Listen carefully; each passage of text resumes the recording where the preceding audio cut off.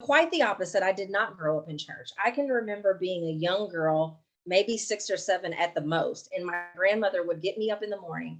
She would get me dressed for church. She would give me a dime and she would send me down to this little AME church that was on the corner.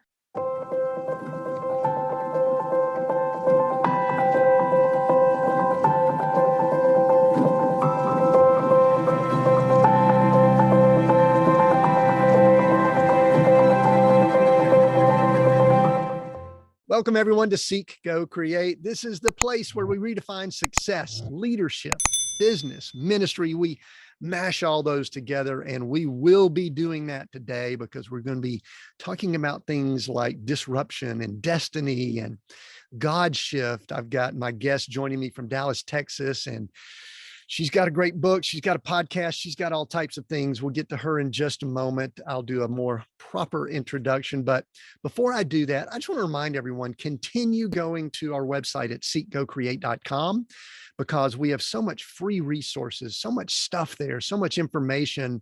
All of our episodes are transcribed, and they're not just transcribed word for word. The people that we have do it, they put it in outline form. They put timestamps on it.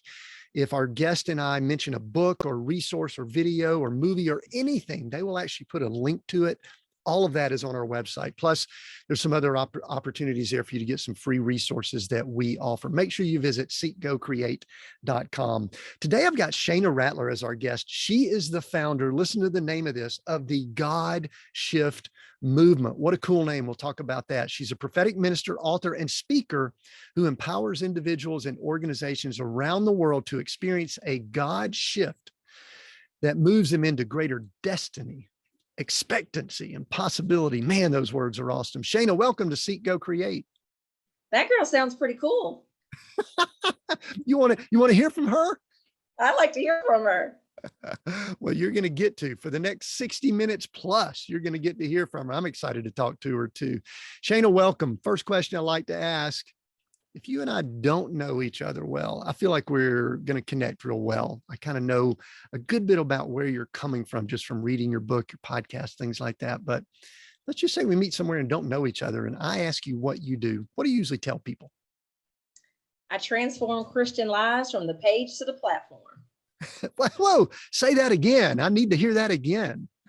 I transform Christian lives from the page to the platform. From the page to the platform. All right, I'm going to need to know some more on that. Tell me about the word transform.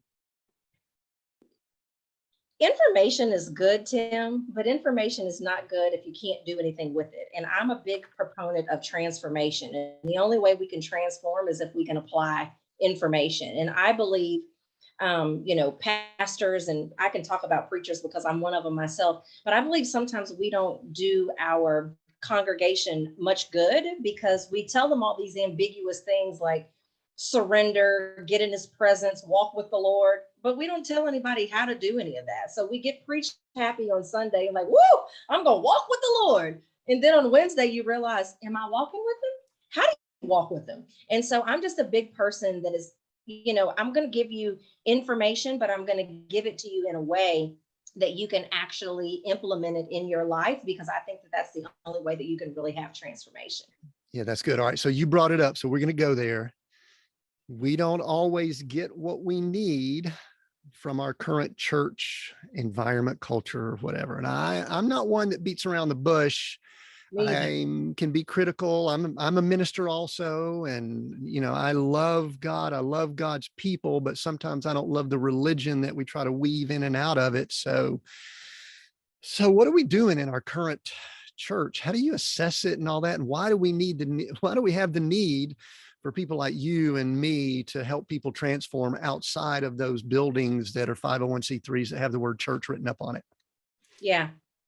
Not to go too deep, but if we go back and study the book of Acts when it talks about the original church and look at how they got the word into people's lives at that point, when religion came in, and we could do a whole podcast on, Constantine and how things got changed and why we have religion now instead of relationship. But there are many, how do I want to say this? There are many people within the constructs and confines of a church that have been conditioned to do things the way that they've always done them because they really haven't studied for themselves to see that it's not supposed to be the way that it's supposed to be. I believe that there are a lot of people who are in leadership inside of organizations that are scared to go against what has always been done. Number one, the hardest thing to let go of is what we had in mind and what we've always done. And two, there's a lot of pressure to keep people within your church. And so if you're going to keep some people within your church, you have to avoid change. And I believe that in this day and age, particularly post COVID, even though some people will argue whether or not we're really on the other side of COVID or not, but I'll say post shutdown, where you weren't allowed to go a lot of places, it's more important than ever for those of us who are a little more willing to be open with the way that we, like you and I have our own platforms. We can say whatever it is that we want to say it, however we want to say it. Now, we're not going to go rogue because we are accountable to God in what it is that we do and how responsible we are with our platforms. But we don't have to worry about, if you don't continue to go here, I won't have your tithes and my salary won't be paid and my lights won't stay on. And so I believe that it's important for those of us that recognize that there are some things that are missing in the church. It's our responsibility to give people a place that they can go to be fed, and more importantly, to build the muscles that traditional church just is A, not equipped to build, and B, is not bold enough to help you build. Goodness, Shayna. So you just pull my string, man. This is just stuff that and in many ways, it makes my blood boil because I see a lot of abuse and challenges and issues in the leadership of some of these organizations that quote unquote use that term church. And the way I like to term it, I love how you said relationship, not religion. And I think that's a great way of saying it. Something that I've layered on top of that I noticed from a lot of these leaders and we'll call it pastors and things like that. Not all of them. I hate to generalize, but Yeah. they're building their kingdom, not the kingdom. They continue trying to control people and keep them under their thumb so they can make their mortgage payments, pay their staffs. And listen, I'm all for people being paid. I'm all for people paying their bills, but maybe we haven't structured it correctly. So I love what people like you are doing to get, we'll call it the word that's used in scripture, to disciple people, to help them move along the path towards what they are created to do, their assignment in God's kingdom. Let's back up a little bit before did you want to respond to that? Because I was only going to say that I believe the traditional church they do a pretty good job of teaching us how to grow where we're planted, but they don't do a good job of teaching us how to go. They don't teach us how to grow well outside of the church. And many of them, to your mentioning that they don't really understand leadership. They don't understand that my job is to equip you in here so that you can go out there. And sometimes out there is not going to be attached to me in here. So stop teaching people how to grow where they're planted and actually teach them how to go, because that's what's missing, is that we're taught all these things about God, but we're not taught how to move. We're taught how to question him. We're taught how to continue to, ask for confirmation after confirmation after confirmation. But very few of us will go. We know that the steps of a good man are ordered, but what good is your steps being ordered if you're not going to move your feet? That's right. If you're just going to hang out and be comfortable, Yeah. and warm the pew and snarky here, and just work in the parking lot, or something like that, which if that's where you're called to do, that work in the parking lot. But Shayna, I want to back up a little bit, because one of the things I like to do is kind of pull back the layers and see how some people like you in the leadership role and the position you're in, how you kind of came to be. We're not going to go full on origin story here, but back up. Did you grow up around the church? Did you come to the church later? Talk a little bit about your journey and layer in faith wherever you want to there. Yeah, so quite the opposite. I did not grow up in church. I can remember being a young girl, maybe 6 or 7 at the most, and my grandmother would get me up in the morning. She would get me dressed for church. She would give me a dime and she would send me down to this little AME church that was on the corner. She probably knew nothing about that church. She probably knew nothing about what they believed in, what they preached, whatever. But I think for her, it was important for me to go. Now, it wasn't important enough for her to go, because you heard I say she sent me.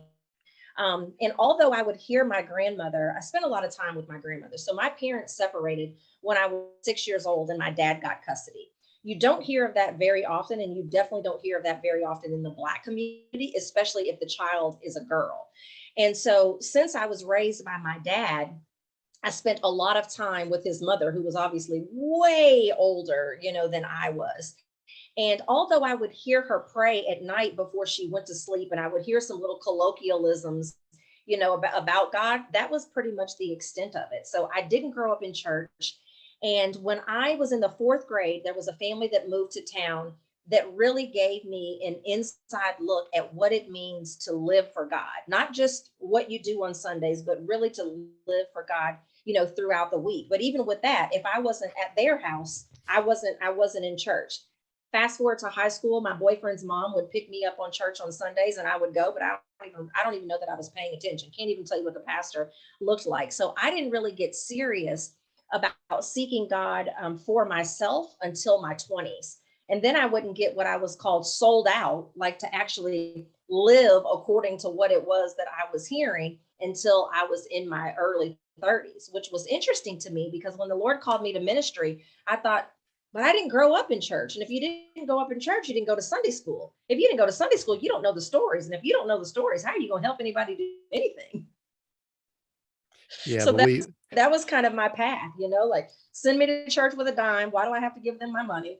All the way up until, my early 30s, where I was like, I don't want to be just your average believer that believes that there is a God and goes to church. I actually mhm. want to live my life according to what the word says. So it took me a very long time, to get there on my own, because I didn't have outside sources telling me this is what you should do and this is how you should do it. I had to discover the need and the desire for that on my own. So, one thing that kind of came to me as you were saying that, I had grandparents. I was similar. I mean, we kind of went in and out of church a little bit on the big days, you know what I mean? The important days that you needed to be seen or whatever and get dressed up. But I was actually thinking, boy, the music was probably pretty darn good in an AME church, because that Southern Baptist church that I went to was not that great. Yeah. The And I music was. couldn't tell you. I don't remember that either. But I was sitting here thinking, you said you sort of heard the whispers and all of your grandmother. I found out years later that my grandparents on my dad's side were some praying people that I kind of knew they were, but then I got a hold of some of their prayers that they had written. They were praying for Mm, us all along. Think your grandmother was wow. praying for you? Probably so. Only thing I could remember is it wasn't audible. It was just, and I'd ask her every night, "What are you talking about? What are you saying?" The only thing she would tell me is none of my business.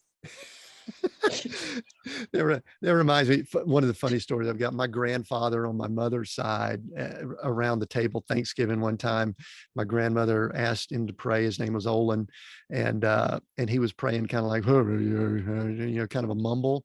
And my grandmother, in the way that she can only do, said, "Olin, we can't hear you." And he said, "Mildred, I'm not talking to you." Right, right. Like none of your business. Which is what prayer is all about. But Yeah. so something happened in your 30s, that caused a change or a deeper relationship or something. Was there an event that occurred there, or was it just a gradual process? I think more so than anything, Tim, is that as I was evaluating my life and I was looking at how other areas of my life were evolving and progressing, I felt like every other area of my life was getting more commitment and obviously, therefore, having more growth than what I knew to be the most important area of my life. And so I didn't have any other reason other than just to say, because I'm one of those people that like, I don't do anything that I can't be good at. I don't do anything that I can't give 145% to. And I recognize that I was not giving 145% to my walk with God. And I was like, well, that's stupid. You're focusing on your business and your health and your everything else that you care about at 145%, but you're probably giving God 65. Like, does that Hmm. make sense to you? And so I said, self, no, it doesn't. So you weren't necessarily running away from Mm-mm. God. He was still there, and he was just a small sliver in your life, and Right. needed to be a bigger. Is that kind of what I'm hearing? So Absolutely. It just, what were he you wasn't first. what were you doing professionally or work wise? What were you doing during that time? I was a therapist. I'm actually licensed as an occupational therapist. And so I was practicing therapy and also had a healthcare staffing agency as well. Interesting. Interesting. So it was a gradual process. So what did you do then at that time? Because I know that there are people listening in going, I've been in the same situation that she was in. I feel like I need to go deeper. What did you do? What was the activity or the mindset that you had to develop that relationship more? I can now eloquently say that for every spiritual principle, there's a practical application. And I've never been asked that question before, never even really given any thought to it. But now that I force myself to think back, I've always been a real good note taker and I've always been a list maker.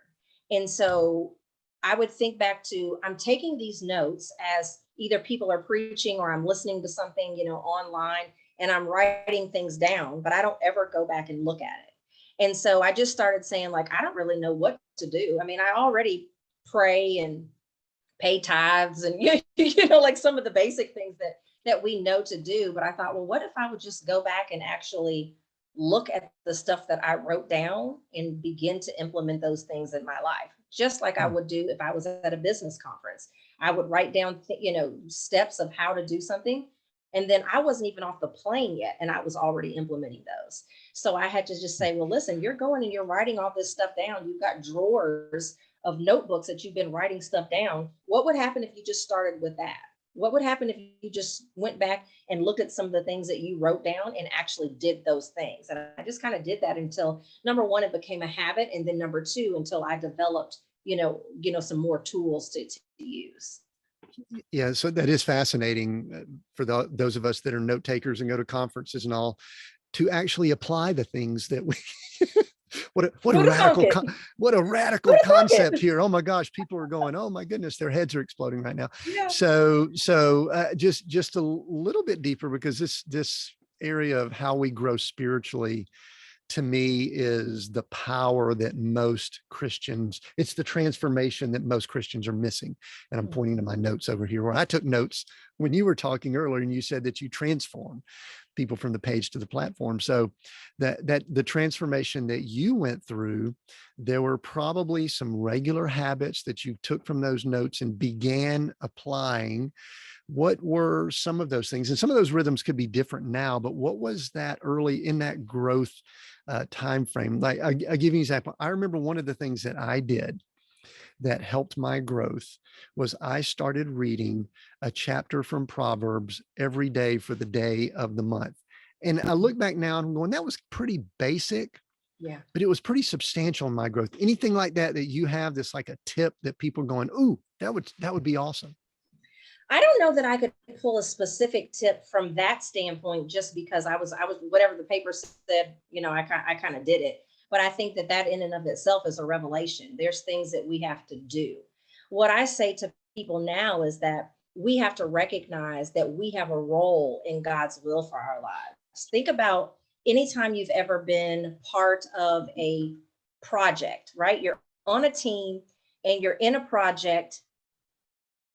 Never has there been a time that it's the responsibility of the leader to do everything. Every single person on the team has a role to play. But when we think about our relationship with God, because we've been taught that he's all powerful, that he's everywhere at the same time, that he can do nothing but, he can't fail, and all these things that are true. I believe that those things have handicapped us and made us undercompensate for what it is that we should be doing. And so we treat God like, since you're the leader and since you're the one that's in control and has the control, then that must mean that I should just sit back and let you do everything. And so what I recognize now is that I have a role to play. It's a relationship. It's not just the leader to do everything. I have a piece, to play as well. And what I recognize now is that using my mouth is the most powerful weapon that I have as a believer. And that's what I think has really been, if we fast forward to the last several years of my life, has been the key component to breakthrough and success, if you want to call it that, is because I have been learned to not just move my feet, but let my mouth do the walking. So when someone says that, I always envision how that came to be. And so I still want to go through a little bit of the journey. And so I'm going to Yeah. ask, were you quiet Oh God, no. early on in your life? I was going to say, I don't see I've Shayna never being been just quiet. My third grade teacher, Mr. Miller, I was the very first class that he had ever had after being a student teacher. He put my desk inside of a refrigerator box and called it Miller's Mousetrap because I talk so much. So no, I've never been quiet. I just did not always know how to make sure that my speech was in alignment with what it is that I actually wanted to happen. Yeah, and we also need to train ourselves to listen when we're supposed to listen, because I actually Yeah.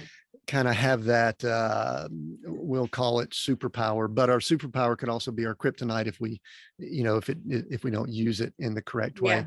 So what happened along the way, your journey? Now, a lot of people have this thought that when you commit your life to the Lord and you go all in, that everything is just sunshine and unicorns and everything's awesome and you've got money in the bank account and you're healthy, wealthy, wise. So from the time of your early 30s to now, everything's just been incredible, correct?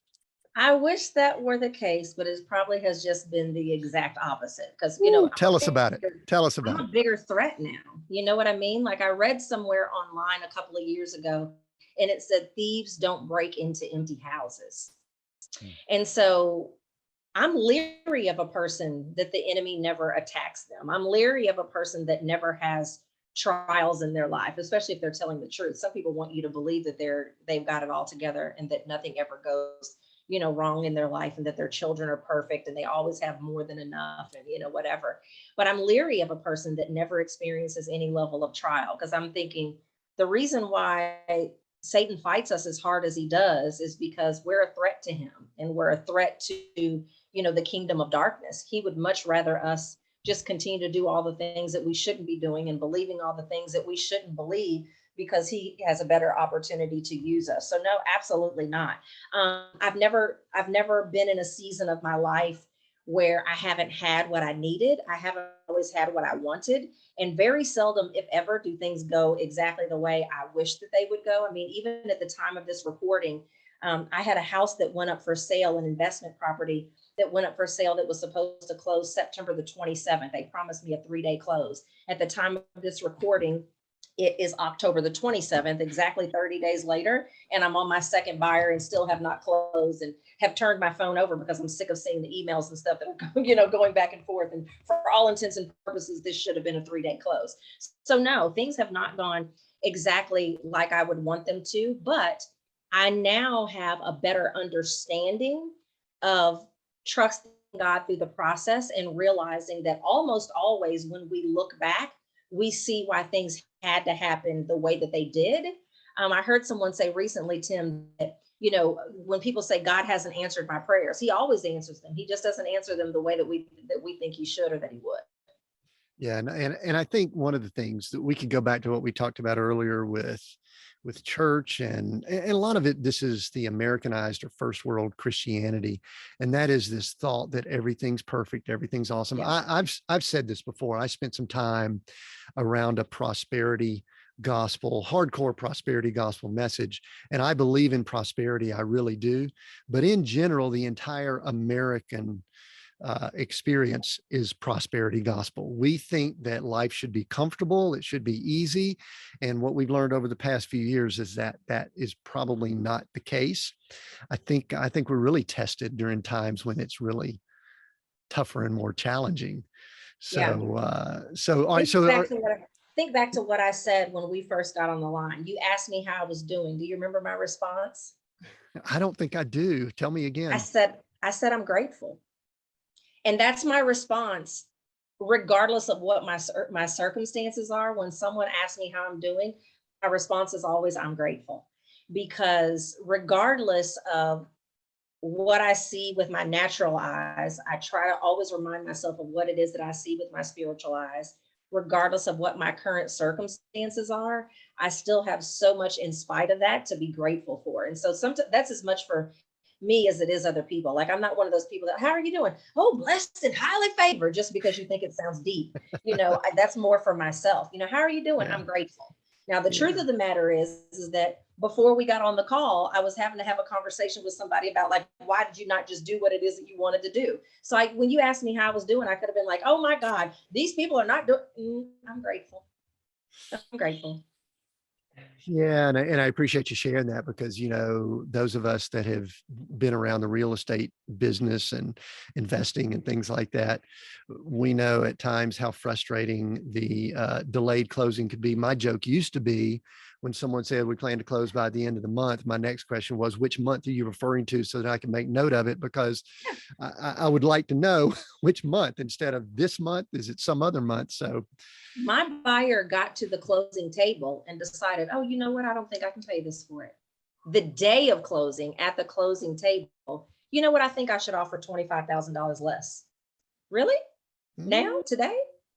I've already signed my paperwork and notarized it and sent it back. Now, today, you want to yeah, decide you can't pay for it, but you contracted to pay for it. So, yeah, it's an interesting sure. world. So Shayna, your journey after that time that I like to call it going all in. You decided that you were going to not just have Jesus as your savior. He was also going to be Lord, Lord and Yeah. Savior over all areas of your life. And I've been through similar paths also. Bring us up to where we are now, and then we want to get talking, talk about the book and God Shift and all that. What all happened in the interim, in that gap Yeah. between then and now? It was probably, you said you were in your 30s, so that was probably a couple weeks ago, right? Yeah. I'll be 45 soon. The I did not ask. I want it to be noted. I did not ask that question. I don't care if you ask. I'll be 45 on December the 16th, so I'm getting there. Um, Things went well business wise. I started off as a general business coach. And then at the time that I was called to ministry, I was actually teaching small business owners how to land corporate contracts and corporate sponsors. I was making a buttload of money. I had celebrities and politicians as clients. I was speaking, in different countries. Everything was going well until I like to say everything was going well until it wasn't. And at that point in 2018, when the Lord allowed everything to dry up, I say that was my God shift moment. That's when I was called to ministry. Was in the so at some point in 2018. I get my seasons mixed up, but at some point during 2018, everything in my business dried up, and I was being called to ministry.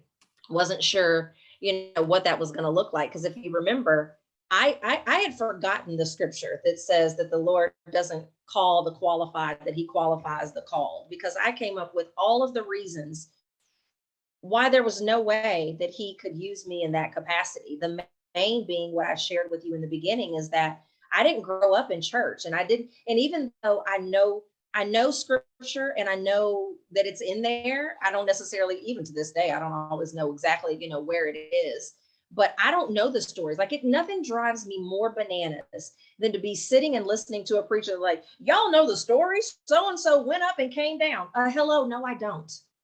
And I don't expect you to go deep, but could you paraphrase? And now I have no context.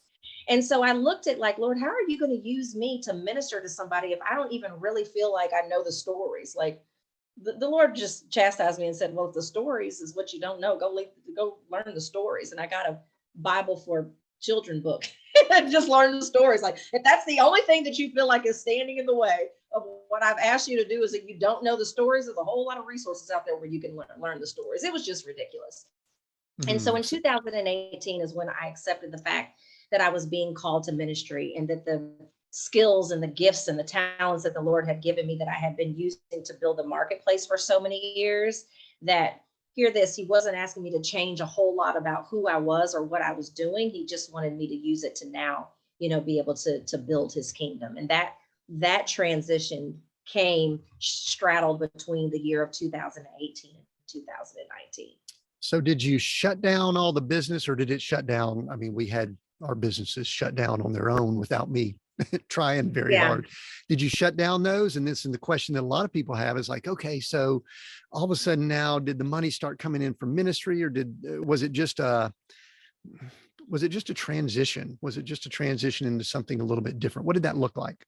So in business, I was making a lot of money. I was speaking a lot of different places, and that had already began to dry up. The Lord uses disruption and unexpected circumstances to get our attention.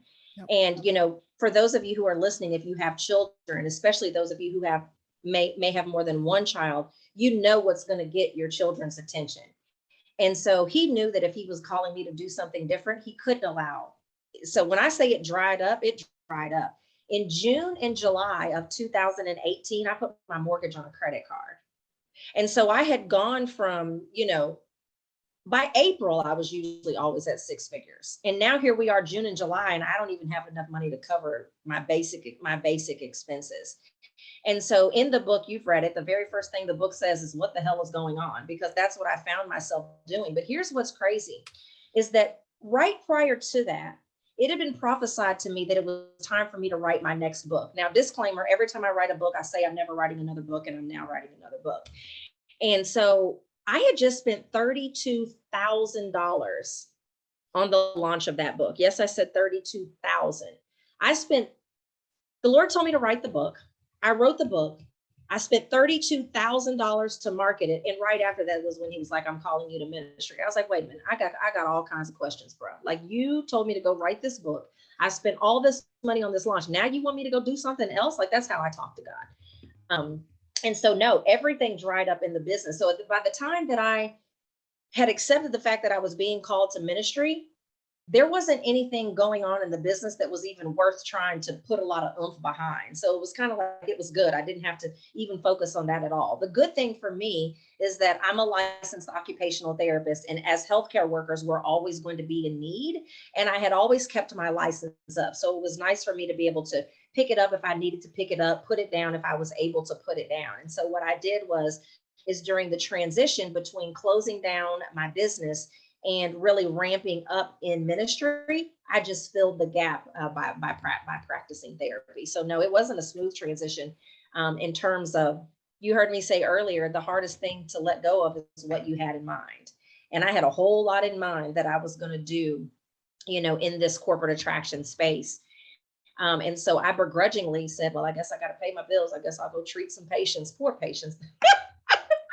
Yeah, those poor. But Yeah, I didn't want to be there. I'm only here because I've got nothing else to do. I'm only So here because I have to, and I I'm have to grateful be. for it. Don't get me wrong. I'm grateful for the fact that I do have something that I can pick up and put down. And when I pick it up, it's lucrative. It makes me a lot of money. It made me a lot of money before I, went into business for myself. It made me a lot of money. So I'm grateful for that. So kind of went, business dried up, practice therapy until you figure this ministry thing out. And, that's kind of where we are now with, a God shift being up and running fully. Sure. But before we kind of get into the God shift, I've got a copy of the book here. Well, I've got some highlights that I want to ask you about. I want to find out, because it's very obvious to me. I probably knew this before the conversation, but the conversation is just driving it home hard, is that you are a high energy, task driven, you get stuff done type person. And at times those types, and ask me how I can relate to it. And my wife is behind me here. She's the same. At time, those types will get some things in their mind and take off running, and we can get ahead of God. Mm. I don't know if that's ever happened for you. If it hasn't, say, no, Tim, I have no idea what you're talking about. But what I'd love for you to discuss or just share is, what are some of the pros of that personality style as far as operating within God's kingdom and what his calling and desires are for us? And then what are some cons of having that personality style Yeah. and operating? Does that make sense? Does that question make Absolutely. sense? Good. Absolutely. And I talk about this a little bit in the book, is that the pros of that is that we're always in action. We're not procrastinators. We're not somebody that you talk to me 3 months later and I'm still just talking about the same thing. I'm not waiting to pray about it and ask 40 people about it and waiting for Pluto to get in line with Mars. And I'm not that person. I'm in action quickly. However, the downside of that is, and this is one of the biggest lessons that I hope everybody ever learns when they ever hear my story. My second God shift moment is that even though, so let me back up and say, in April of 2019, I was on a spiritual retreat in Bali, Indonesia. And on that retreat, the Lord showed me very vividly what my ministry was going to consist of, Tim. He said, you'll preach and teach in stadiums. You'll have a television show and you'll work with celebrities and politicians. And I thought, oh, that's awesome. And more than likely, by the time I get back to Dallas, that's not going to be on my desk waiting for me. So I thought, what is it that I teach my clients who have hired me as their business coach? I tell them all the time, the Lord will bless what you put your hands to. So make sure that you're in action. What can you give him to bless? Well, the problem is that I took the new vision that God gave me and I filtered it through old perspective. What does that mean? That means that if you've been in an industry any amount of time, or you've done something a certain way for a certain amount of time, you begin to see everything through that lens. So you and your wife could tell me that you are going to create this new natural organic candle line. And I would say, oh, you know what? You can create a coaching business telling them how to burn it and charge them $3,500. So even though I clearly heard the Lord say stadiums, television shows, celebrities, and politicians, I came home and created a coaching business because that's what I'd always done. And the lesson in that is, yes, you need to give him something to bless, but watch this. You have to at least give him a version of the vision to bless. And I didn't do that. And so when I came home from that trip and I look at what I created for the remainder of 2019 and for the remainder of 2020, it never really gained the traction that it should have, because if anybody knows how to create and grow a coaching business, it's me. I've been in that world learning those things since 2007. But that's not what he told me. I didn't even give him a version of the vision to bless. And so the good thing is that those of us that are task oriented is that we get it done. The problem is that we can run off so fast that we're running in the wrong direction quickly. And that's what I did. And I wasted, nothing is wasted, but I took a good year and a half chunk out of a Godship being what it could be, because I created a coaching business out of it. Yeah. Would you say that you're a patient person? Not at And all. That's a cuss word. well, I mean, because one of the things that I've found, Shayna, is that timing is also something that I try to add my own timing to things. And you just brought up, what was prophesied to you, and I didn't hear, it may have had some times attached to it. I've never had God give me anything, speak anything to me that really had a time attached with it. But now I try to attach time to it. And that's where I get in a little bit of trouble. Do you ever do that? Do you ever try Oh to yeah, you put said your I own should write time? a book. Guess what I'm doing that night? Coming up with the title, making the outline. And I do believe that I don't believe that I missed. I don't believe that I didn't hear him correctly. What I do think is that he set me up. I believe that he set me up to learn how to trust him at a deeper level. To go, okay, Lord, you told me to do something, I did it, and now you're asking me to do something that appears to be, the complete opposite of that. And I was worried, if I'm just being completely honest, I was worried that when I said yes to God that I was going to have to say no to strategy. Well, that's not the case, because one of the things that people tell me all the time, whether they're reading something that I've written or whether they're listening to something that I've said, is that, Shayna, you have such a way of breaking things down that I can't help but to understand what to do with the information. That's strategy. And so nothing will be wasted. The Lord is always taking us into an and season. Very seldom, is he just going to let us waste all of our education and all of our experiences just to do this new thing. Like we're entering into an and season, not an or season where nothing is wasted. Yeah, I love that, because that confirms something that I believe he spoke to me when I was going through some of the things I've done in the past, some of the things that were extremely successful and then they weren't, or they were seasons. I love how you used the term seasons earlier, because I think that's really what life is all about. That's the rhythm of life, or seasons. There were seasons that we did things and I'm going, well, why was that, Lord? And I believe the Lord said, and I think it's what I heard you say, this is my wording, is that nothing that we've been through will be wasted. Yeah. Everything will be used for the purpose of advancing his kingdom. And so I hold on to that. I say, you know what, that was kind of a junky time in life. And he goes, nope, you learned some things. Could have been just humility, could have been Yeah. patience, but we Yeah. learned things, right? I also think that there's a difference between assignment, calling, purpose, and destiny. And we use those terms interchangeably as if they mean the same thing. And Yeah. assignment is, what is your current assignment? Who are you currently called to help?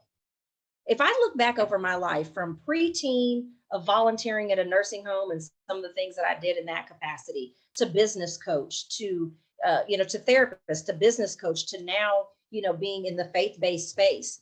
My purpose has always been to help people's dreams come true, but I've had different assignments. And oftentimes we don't give ourselves permission to recognize that assignment has expired and we want to hold on to that assignment for dear life. And many times we need to recognize that assignments change with the seasons. Our calling, which is how you help people, can change a little bit. Yeah. Purpose is why we're here, and the impact that we're supposed to have never changes. And our destiny is where our purpose is taking us. So I've had different assignments throughout my life, but my purpose has always been to help people's dreams come true. Yeah, I like that. I use a similar term. I talk about assignments, and I will say, even as micro as my current assignment right now for the next X number of minutes is this conversation.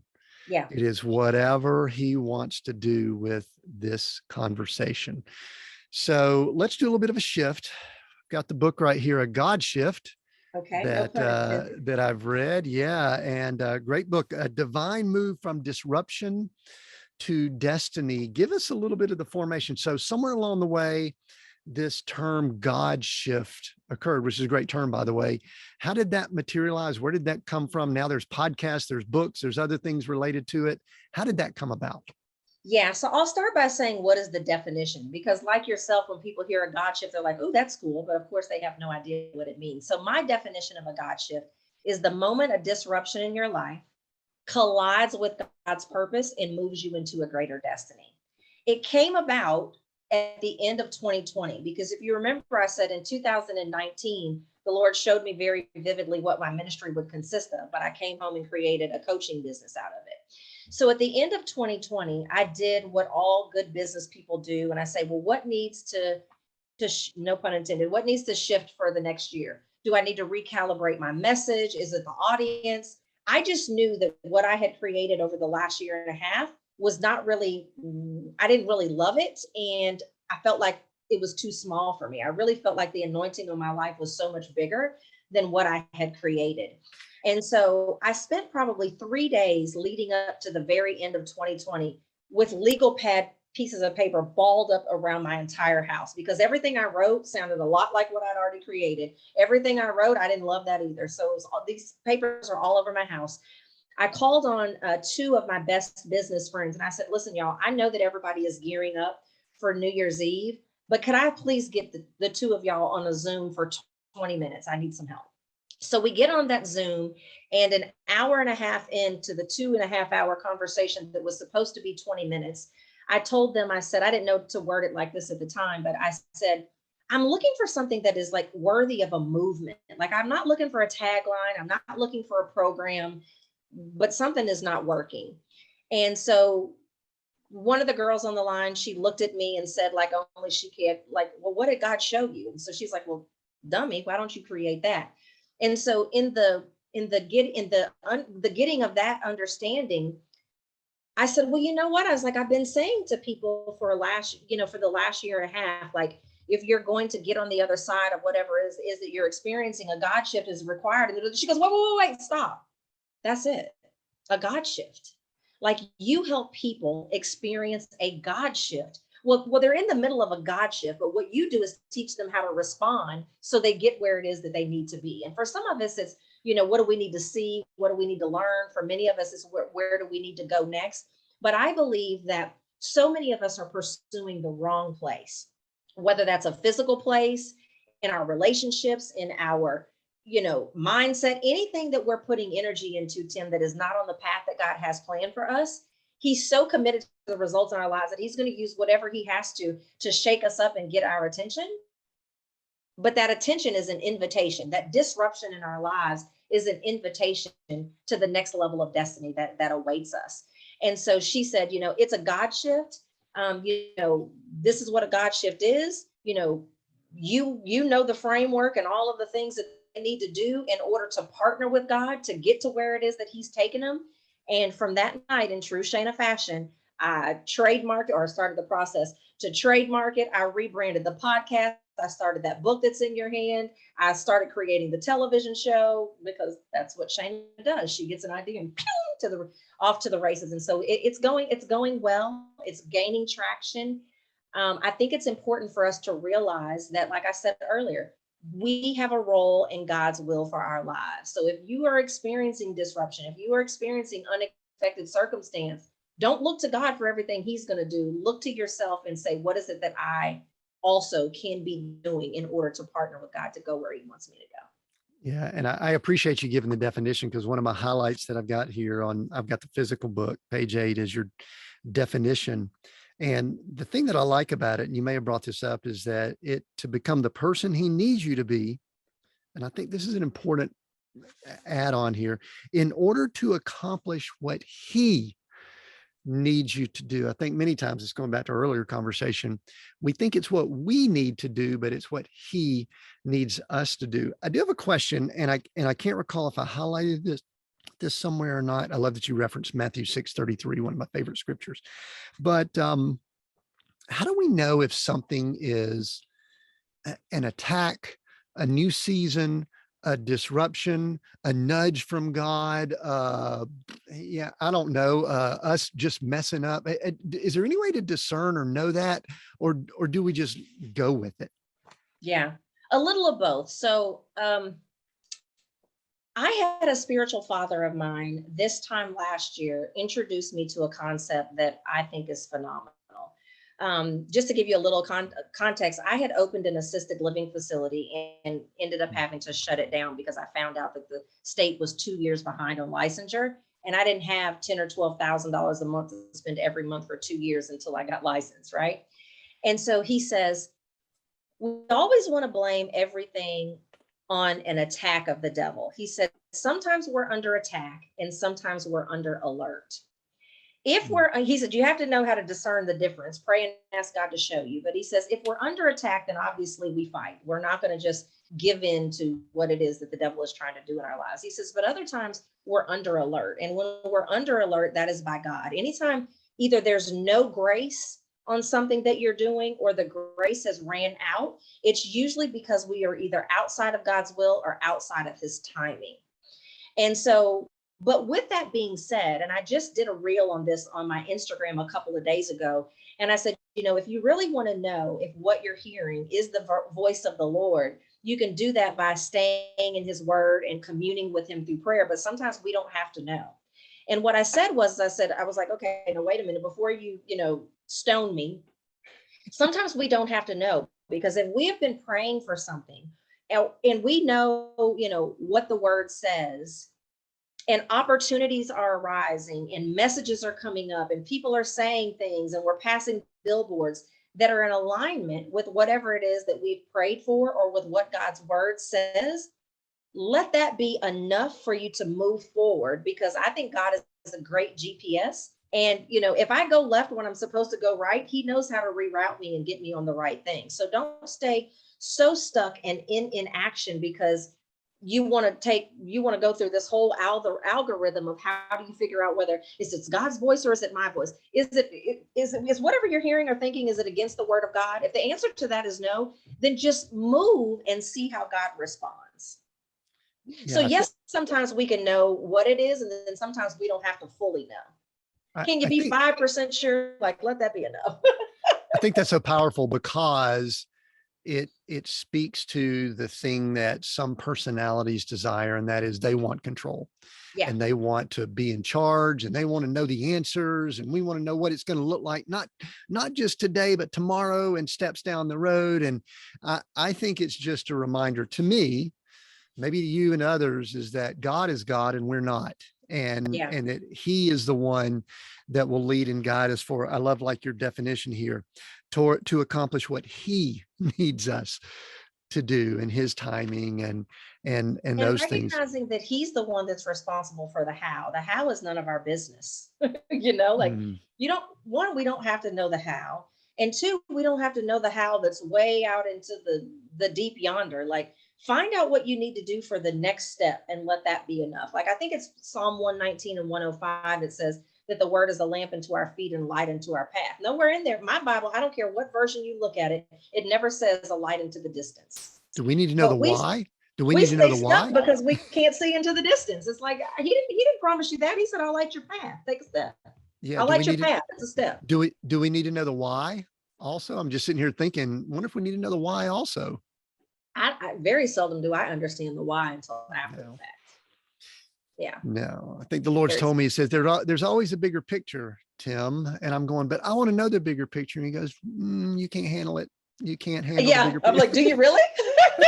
Well, You, if I would have seen, some of the things that I've had to go through to get to, to where I am, I could have gotten excited, about, oh, God has promised me this. But if I would have seen the obstacles that I would have ran into, I'm like, that's all right. I don't think that what do they say when you risk and reward? I don't think that the reward is great enough to go through all this risk. I think I'll just let you have it. Put that on the shelf. Put that in a box well, with my name on it. I highlighted a number of things, but there's just one thing that I want to bring up as we start considering wrapping up here, is that this is kind of a pet peeve, or really something that really I notice quite a bit. I notice you talk about destiny blockers, don't block your shift. And there's a few of them here. One of them is timing, but this number 2 was one that was interesting. I'm gonna let you speak to this. You're looking for comfortable and predictable. And we Yeah. talked about this a little bit earlier, that our culture is we want to be comfortable. There are so many people right now, a lot of Christians too. They just want to get back to the way it was in late 2019.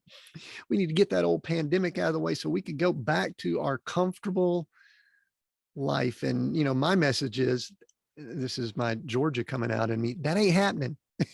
We ain't going back to that. So talk about that blocker of being comfortable and predictable. I think that we have to stop wanting to be people who never go through anything. I think we have to stop being people who think that we're going to have a map for everything that we do. Like, my son is this way. My son, bless his heart, he's 25 years old and he's been this way always. I mean, I pray that the Lord breaks this off of him. But if it's not easy or fun, Keelan wants nothing to do with it. If it takes effort or if it's not fun, I want no parts of it. Regardless of what I can, he can say, Mom, I want this. And as soon as he finds out that getting there is not going to be fun or easy, he immediately, I changed my mind. I don't want that. And we're the same way. Like, we want to know, what we're doing it, why we're doing it, how long we're going to do it, how long we're going to do it for. And we want it to all come with grace and ease. Well, if there's anyone that is listening to this episode that has been their life, then write a book. Because I just don't know anyone that's been the case. And so why are we searching for something that we don't even have any evidence of? We don't know anyone that everything that they've done has been comfortable, has been predictable, but yet we search for that. And I don't understand. I guess I understand why we're that way, because we want what we want, how we want it. But we can, if we are looking to only be obedient, if it's comfortable or if it's easy, then we'll never have what God says we can have. We'll never be who he says we can be. We'll never do what it is that he says that we can do. It's interesting. I was going to say, I don't know why I wrote this down yesterday, but I know now because I was going to use it. Isaiah 1:19. I'd never heard this before last week. If you are willing and obedient, you will eat the good of the land. It didn't say, even in the amplified version, in the amplified version where it gives you additional information in parentheses to help you understand it, there's no parentheses that says, and if it's comfortable, and if it's easy, and if it's predictable, and if it's fun. It says if, which means it's conditional. If you are willing and obedient, you will eat the good of the land. If you want to eat the good of the land, stop looking for it to be comfortable or predictable, because your God shift is going to be neither. Yeah. So you brought it up. So I want to ask this. My wife and I are parents to adults like you are, or we call them adults. I guess when they get in their 20s, they should be adults. Do we, I mean, cause I think about it. Now I'm at least one generation ahead of you. I wonder if sometimes as parents, we try to remove a lot of obstacles from our children, and we almost train them that possibly life should be easy. And I think we want it. We want that for our children. I think God wants that for us, but yet we don't really do the things that merit, you know, comfort or whatever we define it as. Do we Yeah. mess up as parents, do you think? I think that I have said for 2 decades now that I want to write a blog post or something that says growing up middle class ruins our children. I don't think it's just middle class, though. I think that in an effort for our children to have better lives than what we've had, and I had a good life. I don't have a broke or broken or abandoned or raped or down by the river in the van. I've been fortunate enough not to have any of those scenarios in my life, and I know that's the reality of many people. But all of us want to give our kids more than what we had, even if we're Bill Gates, right? And so, even if we're Bill Gates' children, I guess is a better way to say that. And so I believe that the things that we do in order to make sure that they have the life that we think that they should have, that we actually create parachutes for them instead of nets. Um, I try real hard to make sure that Keelan is equipped to do what it is that he needs to do, but still give him the room to make the mistakes, because I think that that's when he learns. But my mother, who will probably coming through the door any day now or any minute now, um, I've had to like fight her so hard, tooth and nail, during my son's entire life to go, I get that you're doing this because you're your grandmother, but you're actually not helping him and you're not helping what it is that I'm trying to teach him. So, for example, I was in Dave Ramsey's Financial Peace University when my son was young, like second, third grade. And I was teaching him principles to, give and not be in a lot of debt, not, whatever.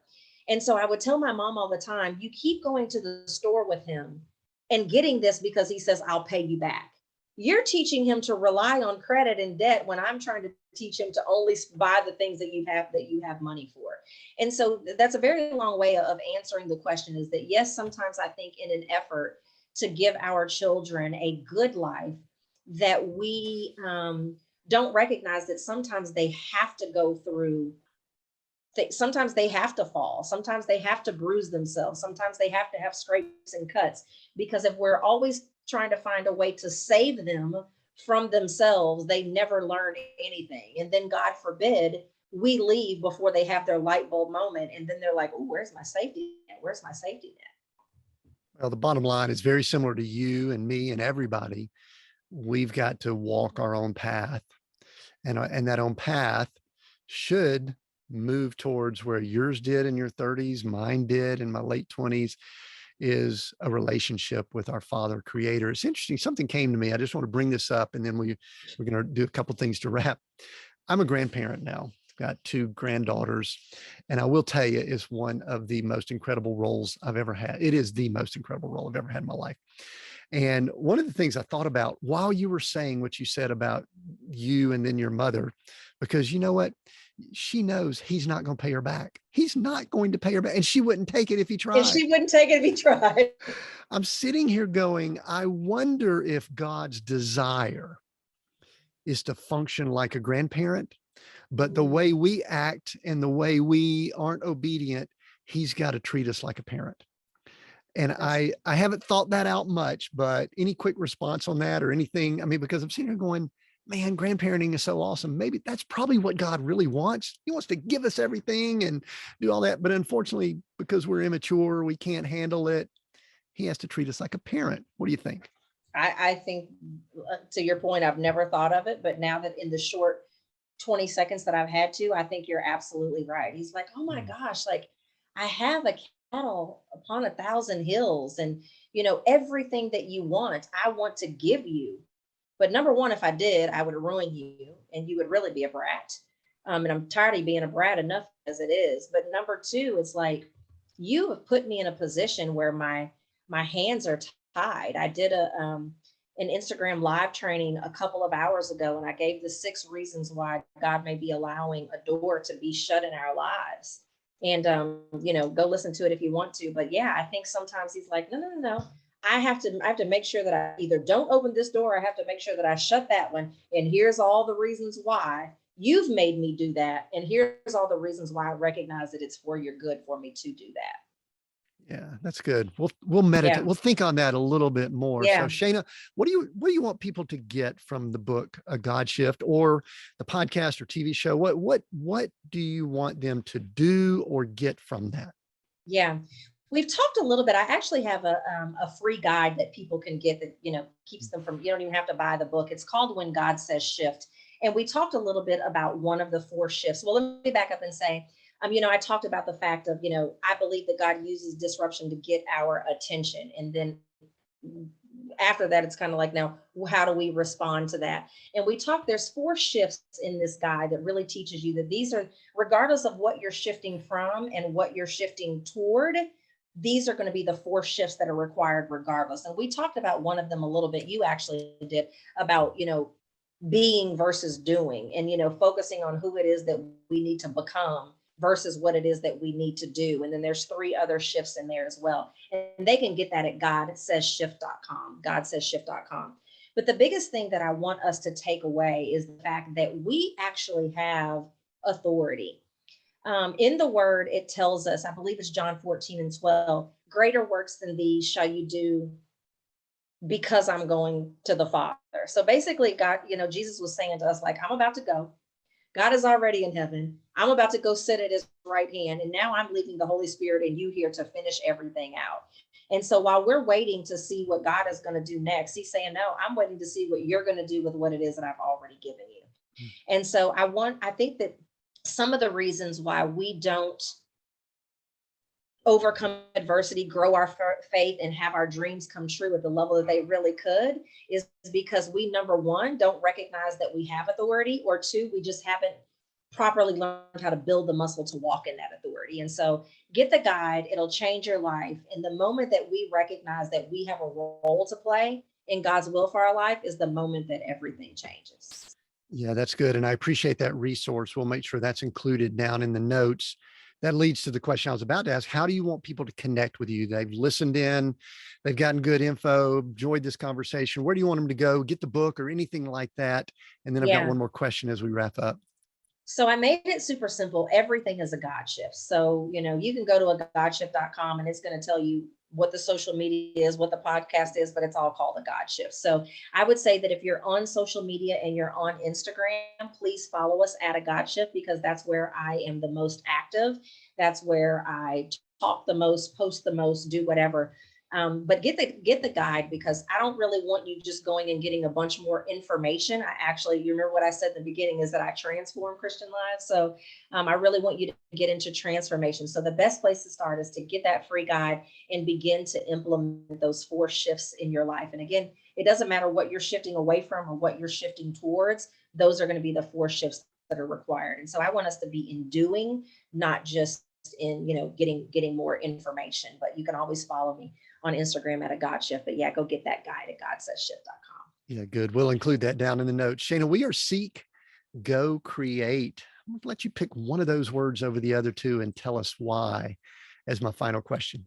Yeah, I don't think it'll be any secret that it's go.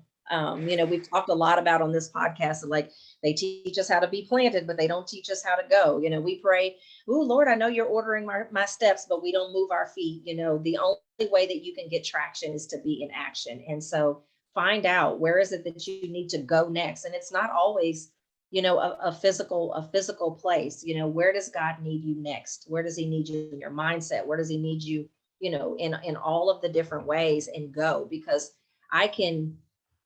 for me, if I think about the process, I see go create as like a, kind of like a process. And like, I can seek all I want to do and I can create all I want to create. But if I don't go, those things just kind of float in the air, kind of. So I think that's where we get the most amount of traction, is if we're in action. Yeah, excellent. Shayna, thank you so much. I encourage you, if you've listened in, make sure you get a copy of the God Shift and go ahead and put these principles in place in your life and experience your own disruption to destiny, as Shayna said, and check out all her links and things like that in our notes. I want to thank you for joining us. Share this episode, take a screenshot, share it with someone, because I know that you know someone that needs to hear this. And in all likelihood, you needed to hear it, but you probably know someone that needs to hear it also. So screenshot, share it on your podcast platform, on YouTube, wherever you're listening in. If you're on the socials, that's great too. I appreciate all the information that Shayna provided. It was a blessing to me. I know it was a blessing to you. I want to encourage you. We've got new episodes every Monday. Until next time, continue being all that you were created to be.